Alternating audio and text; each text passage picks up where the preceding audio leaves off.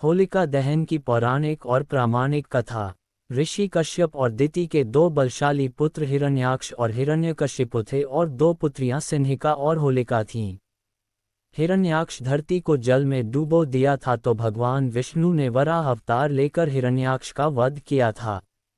सिन्हिका को हनुमान जी ने लंका जाते वक्त रास्ते में मार दिया था। अब बचे हिरण्यकशिपु और होलिका। इन्हीं की है ये कथा। एक बार की बात है, त्रैलोक्य पर विजय प्राप्ति के लिए हिरण्यकशिपु ब्रह्मा की तपस्या में लीन था। असुरराज हिरण्यकशिपु की तपस्या से प्रसन्न होकर ब्रह्मा जी ने उसे वर मांगने को कहा तो उसने कहा कि अमरता का वरदान चाहिए। ब्रह्मा जी ने कहा कि यह संभव नहीं, कुछ और मांगो। तो उसने कहा कि आपके बनाए किसी प्राणी, मनुष्य, पशु, देवता, दैत्य, नागादि किसी से मेरी मृत्यु न हो। मैं समस्त प्राणियों पर राज्य करूं। मुझे कोई न दिन में मार सके न रात में, न घर के अंदर मार सके न बाहर। ये भी कि कोई न किसी अस्त्र के प्रहार से और न किसी शस्त्र के प्रहार मार सके। न भूमि पर, न आकाश में, न पाताल में, न स्वर्ग में। ब्रह्मा जी तथास्तु कहकर उसे वर प्रदान करके अंतर्धान हो गए।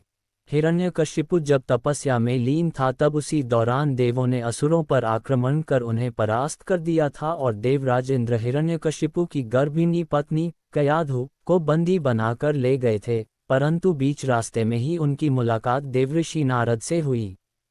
नारद जी ने इंद्र को उपदेश दिया कि आप ये पाप कर रहे हैं। उपदेश सुनकर इंद्र हिरण्यकशिपु की पत्नी कयाधु को महर्षि के आश्रम में छोड़कर स्वयं देवलोक चले गए। गर्भवती कयाधु को नारद ने विष्णु भक्ति और भागवत तत्व से अवगत कराया। ये ज्ञान गर्भ में पल रहे पुत्र प्रहलाद ने भी प्राप्त किया। इधर हिरण्यकश्यप जब लौटा तो इस वरदान ने उसके भीतर अजर अमर होने का भाव उत्पन्न हो गया। इसके चलते उसने धरती पर अत्याचार शुरू कर दिया था। उसने देवों को अपना दास बनाया, ऋषि मुनियों व भगवत भक्तों को तंग करने लगा, यज्ञों को नष्ट भ्रष्ट करने लगा। उसने आदेश दिया कि उसके राज्य में किसी भी देवता की पूजा नहीं होगी। उसने कहा कि हिरण्याय नमः के अतिरिक्त अन्य किसी भी मंत्र का उच्चारण नहीं किया जाएगा। पूरे राज्य में स्वयं उसी की पूजा की जाए, अन्य किसी की नहीं। जो ऐसा नहीं करे उन्हें वह मार दिया जाए। उचित समय पर बाद में प्रहलाद का जन्म हुआ तो राज्य में खुशियां मनाई गई। हिरण्यकश्यप के 4 पुत्र थे, अनुहल्लाद, हल्लाद, भक्त प्रहलाद और सहलाद। प्रहलाद का उपनयन संस्कार करके उसे गुरुकुल भेजा गया। कुछ समय बाद हिरण्यकश्यप को ये जानने की उत्सुकता हुई कि गुरुकुल में मेरे पुत्र क्या सीख रहे हैं। उसने प्रहलाद को बुलाकर पूछा, तुमने गुरुकुल में क्या सीखा? प्रहलाद ने कहा कि भगवान विष्णु की नवविध भक्त सीखी। अपने पुत्र के मुख से अपने शत्रु विष्णु का नाम सुनकर हिरण्यकशिपु क्रोधित हो गया। कई बार समझाने पर भी प्रहलाद ने विष्णु की पूजा पाठ बंद नहीं की तो इससे क्रोधित होकर हिरण्यकशिपु ने अपने गुरु को बुलाकर कहा कि ऐसा कुछ करो कि यह विष्णु का नाम रटना बंद कर दे। गुरु ने बहुत कोशिश की किंतु वे असफल रहे। तब असुरराज ने अपने पुत्र की हत्या का आदेश दे दिया। सैनिकों द्वारा उसे विष दिया गया, उस पर तलवार से प्रहार किया गया, विषधरों के सामने छोड़ा गया, हाथियों के पैरों तले कुचलवाना चाहा, पर्वत से नीचे फिंकवाया, लेकिन श्रीहरि विष्णु कृपा से प्रहलाद का बाल भी बांका नहीं हुआ। उल्लेखनीय है कि फाल्गुन शुक्ल सप्तमी को प्रहलाद को बंदी बनाकर पूरे 8 दिन तक त्रास दिया गया। हर तरह से मारने का प्रयास किया। हिरण्यकश्यपु को चिंता होने लगी कि यह नहीं मरा तो लोग विष्णु की ही भक्ति करने लगेंगे।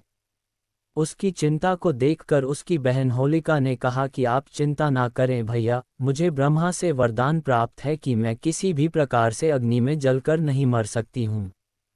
अग्नि में तो सभी भस्म हो ही जाते हैं।